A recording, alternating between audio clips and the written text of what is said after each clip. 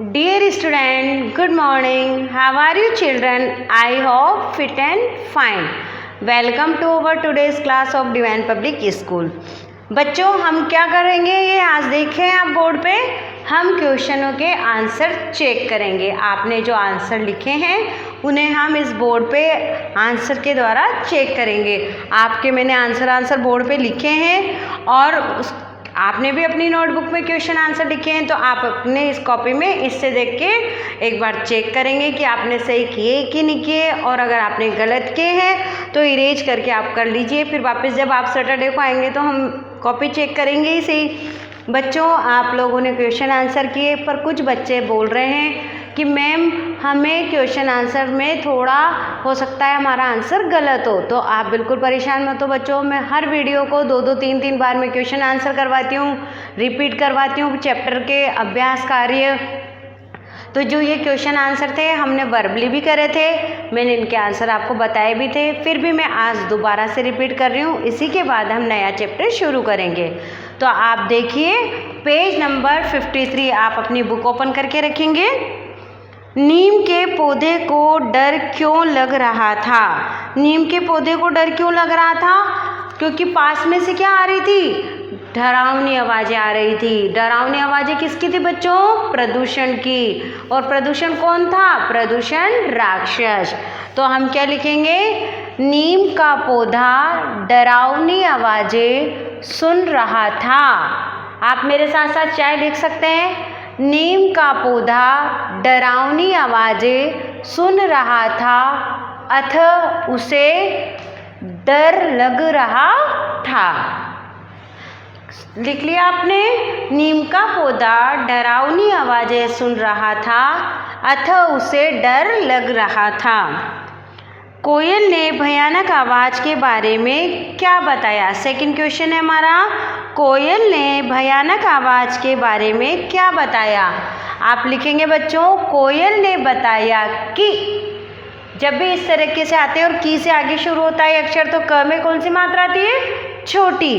कोयल ने बताया कि ये भयानक आवाज़ दुष्ट प्रदूषण की है। फिर देखिए कोयल ने बताया कि यह भयानक आवाज़ दुष्ट प्रदूषण की है। ये कौन सा हो गया हमारा? Question number second. अब आप आइए क्वेश्चन नंबर थर्ड पर। धरती ने अपने आप को नीम और आम के पौधों की रक्षा करने में असमर्थ क्यों बताया? अब आप देखिए इसका आंसर प्रदूषण राक्षस कैसा था बच्चों? बहुत शक्तिशाली था। तो हम लिखेंगे प्रदूषण राक्षस बहुत शक्तिशाली और क्रूर था अतः धरती उससे नीम और आम के पौधे की रक्षा करने में असमर्थ थी। प्रदूषण राक्षस बहुत शक्तिशाली और क्रूर था अतः धरती उससे नीम और आम के पौधों की रक्षा करने में असमर्थ थी। आगे समझ में? क्योंकि प्रदूषण राक्षस क्या था? धरती से भी ज़्यादा शक्तिशाली था, बहुत ज़्यादा क्रूर था, तो वह नीम के और आम के पौधे की रक्षा करने में असमर्थ थी। अब आते हैं हम क्वेश्चन नंबर 4 पे। अब आप पेज टर्न करेंगे, पेज नंबर आ जाएगा आपका 54। पौधों को किसने दिलासा दिया? जो छोटे छोटे पौधे थे ना, उनको किसने दिलासा दिया? आपको पता है किसने दिया?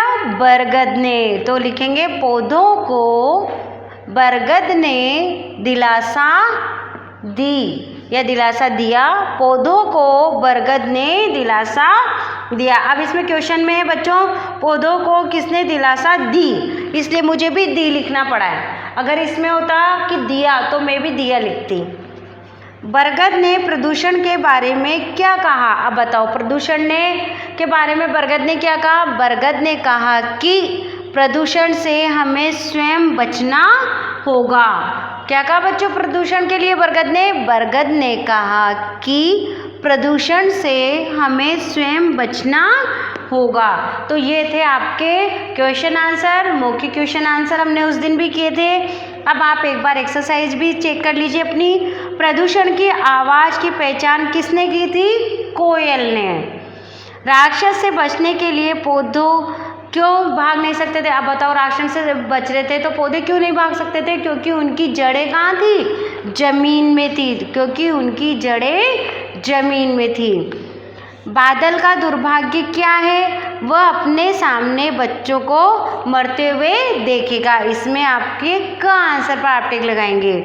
पौधों को राक्षस से किसने बचाया? किसने बचाया था? बरगद ने। तो ये हो गया बच्चों आपके। अब देखो, नीचे लिखे वाक्यों में क्रिया के नीचे रेखा खींचिए। आप आ जाइए पेज नंबर 55 पर, पेंसिल लेके बैठेंगे आप। क्रिया, क्रिया जानते ना आप, किसी भी काम के करने या होने का जिससे पता चले उसे क्रिया कहते हैं। अब जैसे अभी आप बताओ, हम क्या कर रहे हैं? पढ़ रहे हैं। तो पढ़ना क्या होगी? हमारी क्रिया। मैं यहाँ पर बोर्ड पे क्या कर रही हूँ? लिख रही हूँ। तो लिखना क्या हो गया? क्रिया। मैं क्या कर रही हूँ? आपको बोल के बता रही हूँ। तो बोलना क्या हो गया? क्रिया।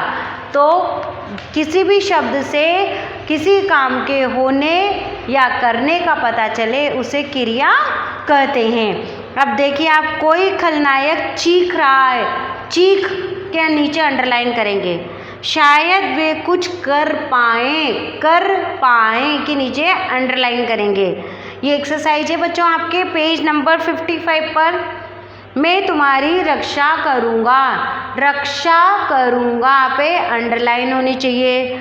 वह जंगल को चट कर रहा है। चट कर रहा है के नीचे अंडरलाइन। राक्षस मारा जाता है के नीचे अंडरलाइन करेंगे। तो ये हो गई बच्चों आपकी एक्सरसाइज, क्वेश्चन आंसर और शब्दार्थ। तो ये था हमारा चैप्टर 7 प्रदूषण राक्षस। अब आपने ये चैप्टर पढ़ा, आपको बहुत मजा आया। अब आपको क्या करना है? आप प्ले करेंगे, घर पे प्ले करेंगे। अपने छोटे भाई बहनों को लेके इसके साथ गेम खेलेंगे। तो कैसे खेलेंगे? एक को नीम का पौधा बनाना, आप क्या बरगद का पौधा बनना, या इस तरीके से बन के और गेम खेल सकते हैं और इस पार्ट को बहुत अच्छे से समझ सकते हैं। तो आप ऐसा करेंगे बच्चों, और इसमें एक्टिविटी भी यही है। और अगर आप प्रदूषण पे कुछ लाइन लिखना चाहें, जैसे निबंध के जैसे, तो प्रदूषण पे लाइन भी लिख सकते हैं। और मैंने आपको स्टार्टिंग में भी बताया था, जब भी हमारा चैप्टर शुरू हुआ था, तो प्रदूषण कितने तरह के होते हैं? 3 तरह के। जल प्रदूषण, वायु प्रदूषण, और कौन सा प्रदूषण होता है? नॉइज़ प्रदूषण, यानी कि शोर प्रदूषण। तो आप ये इस पर कुछ लाइनें लिखेंगे बच्चों अपने मन से, सुंदर सुंदर राइटिंग में। अब कल हम नया चैप्टर शुरू करेंगे। Thank you.